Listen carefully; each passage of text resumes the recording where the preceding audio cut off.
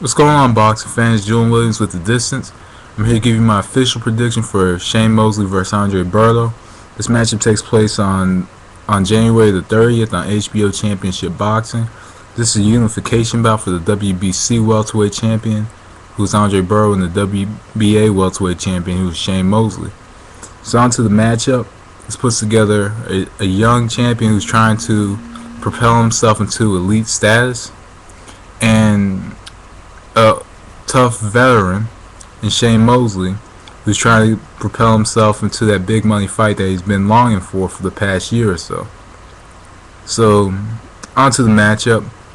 For Andre Berto is a young fighter, great, highly skilled. I believe he is highly skilled, but there are a lot of flaws.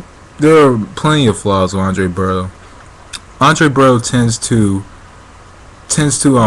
sometimes fight in the inside, and when he comes out on the break, sometimes he kind of jumps out, sometimes he has his hands down, and sometimes he has his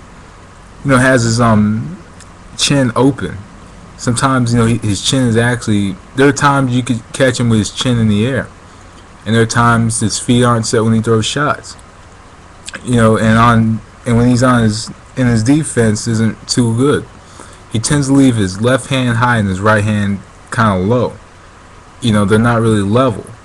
Not really, in that same area or whatever.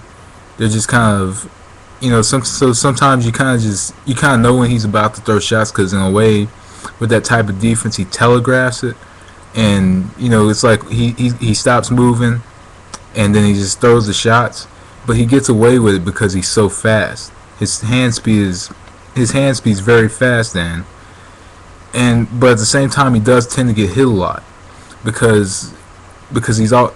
It seems to me that he's open, especially if he got hit a lot against Luis Collazo. So for Shane Mosley to win this match, I do think that the left hand lead is probably one of the keys to victory for him. The left hand lead, because he does leave himself open for the left hand. He does tend to kind of, when you get him on the inside, he does tend to jump out with his hands down. So when he jumps out, I think Shane Mosley could catch him with a few hard shots that could possibly send him down for the count, because we have seen times when Berto's been open, when he's been knocked down.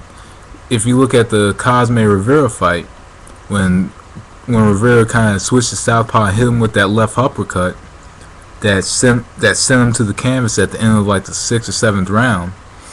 And there's just a lot of flaws, because Andre Berto, I guess, hasn't really faced level opposition that kind of will help him repair these flaws. I thought that Collazo was a good matchup for him. I thought Urango was a good confidence builder for him, but to me, he doesn't really have that fire that's going to prepare him for a Shane Mosley type matchup. To me, Andre Berto sometimes plays down or fights at the level of his opposition, and this is just my opinion. I do believe there are times he fights at the level of his opposition, fights down to that level.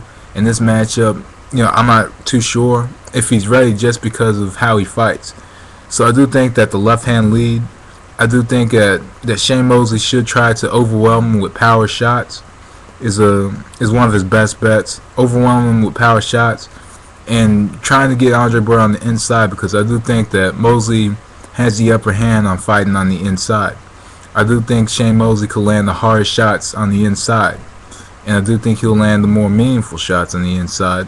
If they get into exchanges, I do not think Mosley will win the exchanges, but I do think if he could drive Berto to the ropes, because if you look at the fight with Collazo, Berto didn't do too well, on the ropes, and pretty much landing straight shots, straight left hand, straight right hand, things that get in between Berto's guard.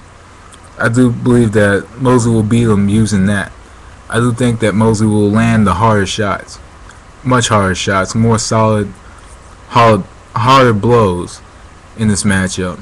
So I do think that Shane Mosley needs to overwhelm Berto with power shots and use and lead in with the left hand, and pretty much move away from, and pretty much try to move into the inside.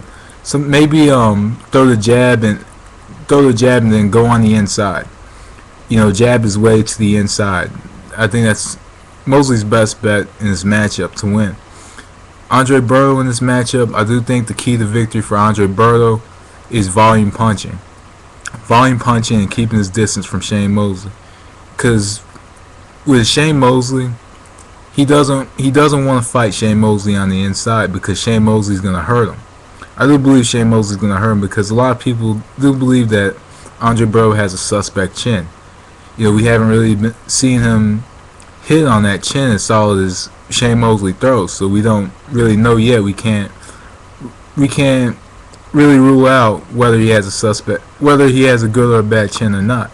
But we have seen Berto go down, and so in this matchup, I do think that volume punching, and even in another thing that Berto can do is he could throw a few volume shots and sneak that uppercut in. Berto does have a very good uppercut.